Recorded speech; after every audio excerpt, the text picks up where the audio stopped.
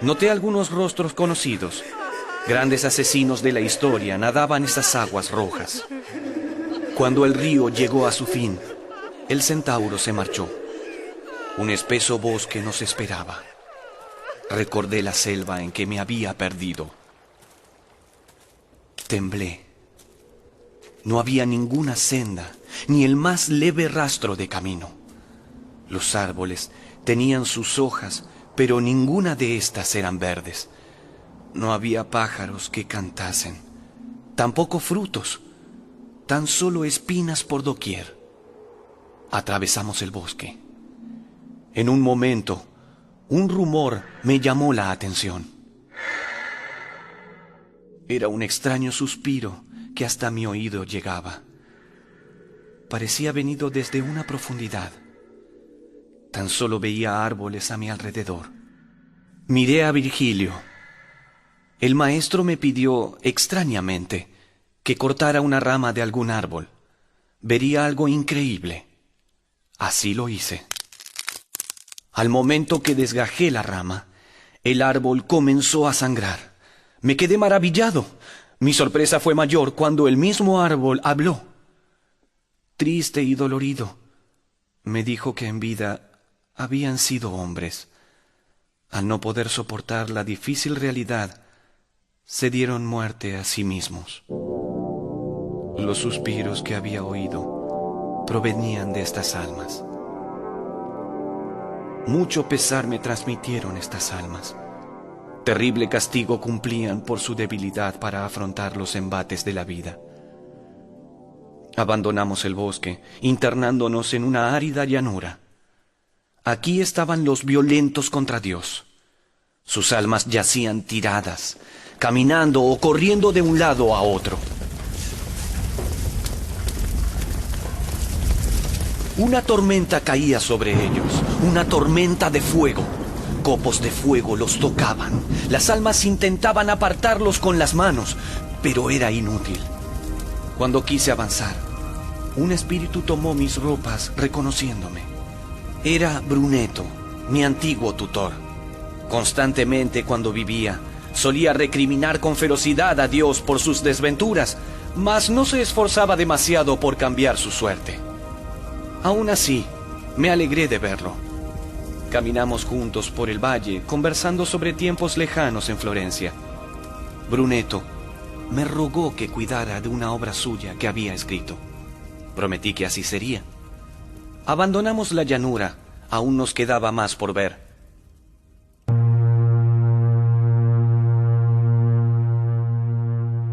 A medida que más profundo era nuestro recorrido, más duras eran las imágenes que alcanzaba mi vista. Al llegar nuevamente a otro precipicio, una criatura se hizo presente. Ante nosotros se encontraba el monstruo Gerión. Mi temor se hizo visible, pero Virgilio me explicó la situación. Sería el monstruo quien nos conduciría hasta los últimos tramos. No había otra forma de descender. Mis miedos me asaltaron, mas confiaba en mi maestro. Ambos montamos a Gerión. El monstruo gigantesco de enormes alas comenzó su vuelo. Descendimos sobre el abismo hasta llegar al valle. Nuevamente nos sentimos rodeados por alaridos y tinieblas.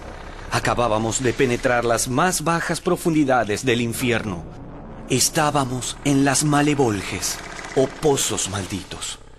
En cada uno de los pozos que veíamos, millares de almas sufrían una espantosa pena. Allí penaban por el engaño y el fraude cometidos en la tierra. El poeta me hizo entrar en uno de estos pozos. No lo soporté. Lloré amargamente por la visión que tenía ante mis ojos. Seguimos avanzando. Nos cruzamos en el camino con una procesión de hipócritas. Los cubría una pesada capa. Apenas si podían sostenerla a sus espaldas. Solo podían andar lentamente y llorar. Un par de espíritus me pidieron que me acerque a ellos. Pude reconocerlos. Eran dos frailes que vivieron en Florencia. Recuerdo cómo estos frailes se paseaban por la campiña alegremente. Iban vestidos de blanco con una gran cruz en el pecho. La misión de estos hombres consistía en cuidar de los huérfanos y las viudas, pero se enriquecieron con su dinero. Ocultaban su egoísmo tras una máscara de alegría y bondad. Ahora pagaban sus culpas en el círculo de los hipócritas.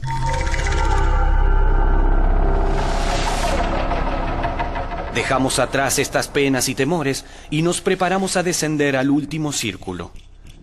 Estábamos buscando un camino cuando un ruido ensordecedor me volteó al suelo.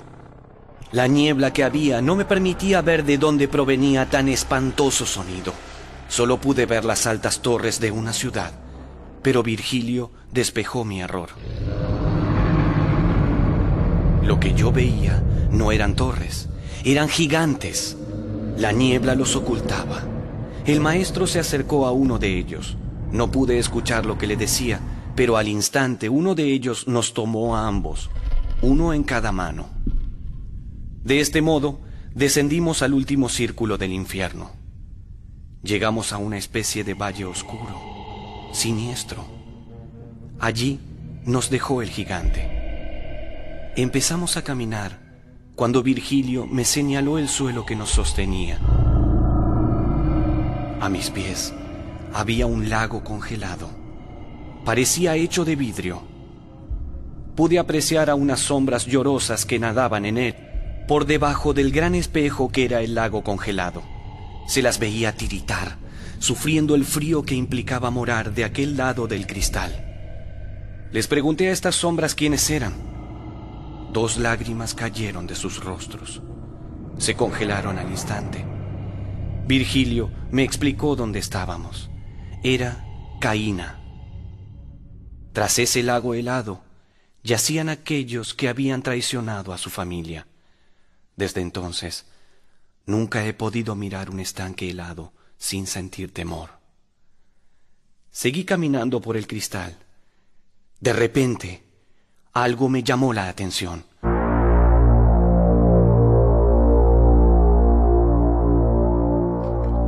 Bajo el lago helado, un alma devoraba la nuca de otra. Este acto brutal me estremeció. Me acerqué a los espíritus. El devorador habló. Era el conde Ugolino. El traidor a quien le roía el cuello era el arzobispo Ruggieri. Escuché atónito su historia. Cuando vivían en Roma, el conde se acercó a Ruggieri por motivos políticos. El sacerdote lo recibió con benevolencia, pero luego sus infamias condenaron a Ugolino a la muerte.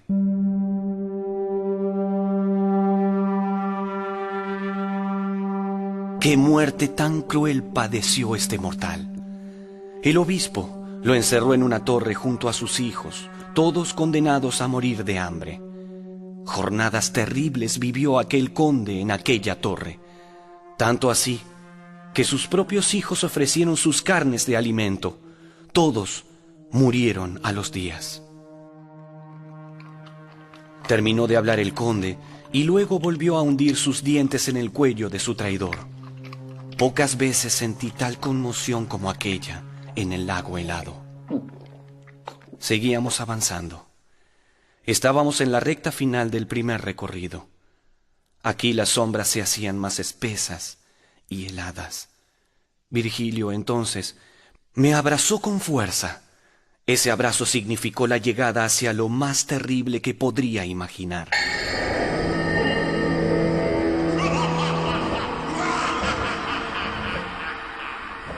Significaba que muy pronto tendría ante mis ojos a quien tuviera el rostro más bello.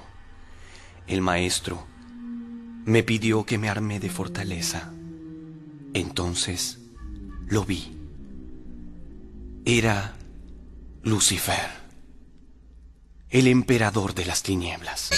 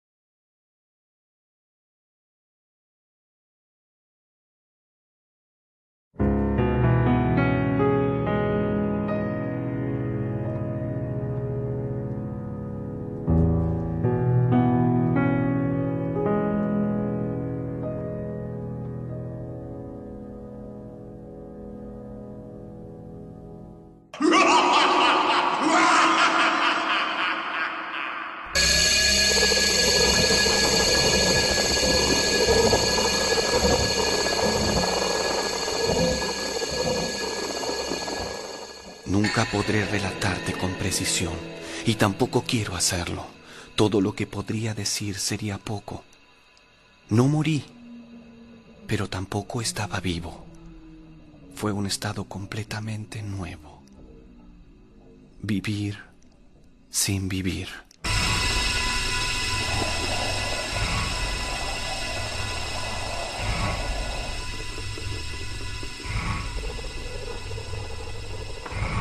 El rey del dolor salía del hielo desde la mitad del pecho. Era inmenso. Un gigante del que me alzó medía lo que mide su brazo. ¡Qué asombro sentí cuando noté que su cabeza tenía 3 rostros! En cada rostro se extendían un par de alas, y de sus 6 ojos caían gruesas lágrimas.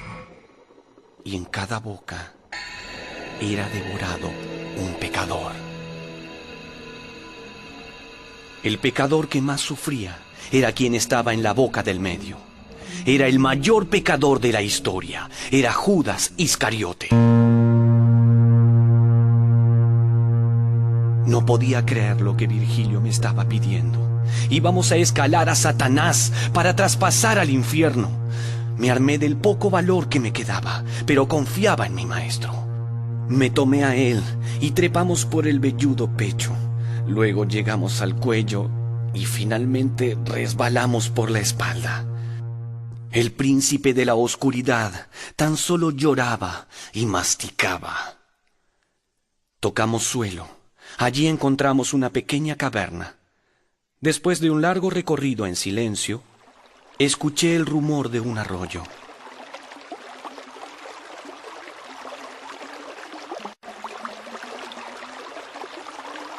Después de un momento, vimos un claro de luna. Ascendimos. Mi corazón golpeaba con violencia. Al fin estábamos en la superficie. Admiré, como si fuera la primera vez, la luz de las estrellas.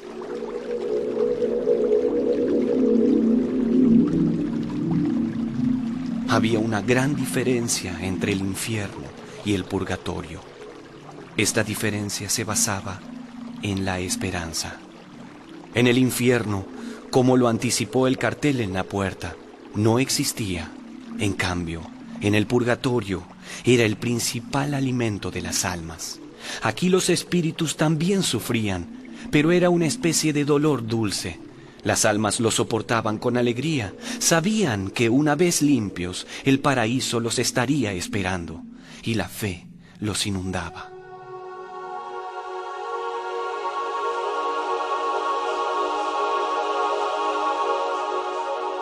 Cuando el día se hizo presente, el maestro y yo nos encontramos en un cielo sin nubes.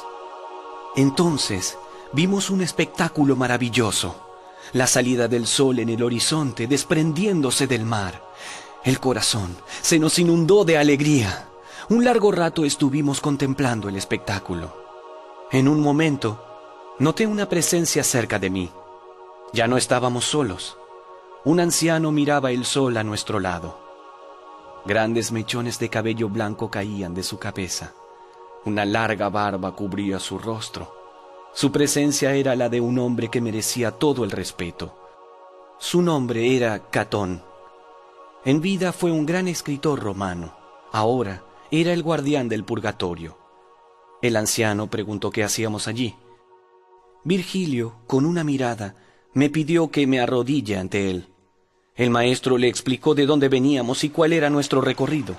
Catón comprendió. Ambos me lavaron.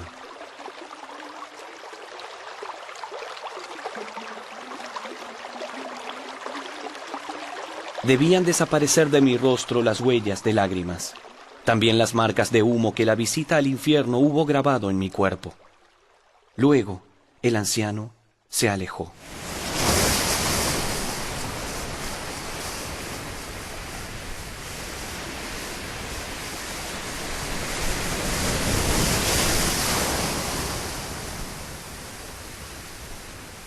Mientras caminábamos por la playa, Virgilio tomó un junco. Luego lo ató a mi cintura. Más tarde comprendí que el junco era el emblema de la humildad.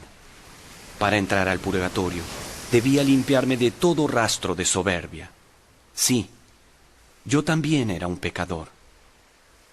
Seguimos caminando por la playa, pensativos. De repente, vi que una luz se acercaba desde el mar. Se movía de aquí para allá. Poco a poco fue haciéndose más brillante. Miré hacia mi maestro, también observaba la luz. No decía nada.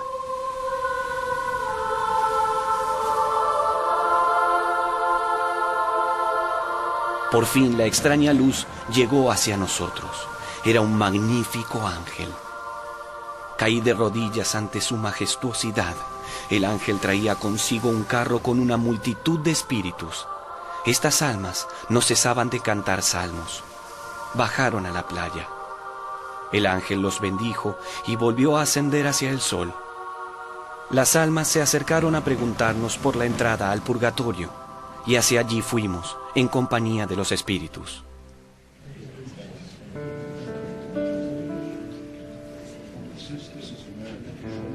Pero las almas se sobresaltaron en cuanto notaron que mi cuerpo estaba vivo.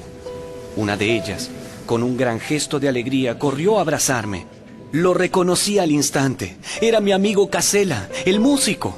Muchas veces le añadió melodía a mis poemas. Los cantaba dulcemente para consolar mis penas. Había muerto hace un tiempo.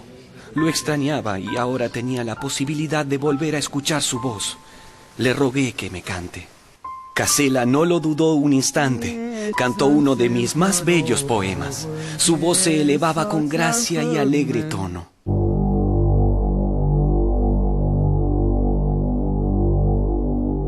De repente, se oyó como un trueno la voz de Catón, guardián del purgatorio. Reprendió a las almas por la distracción.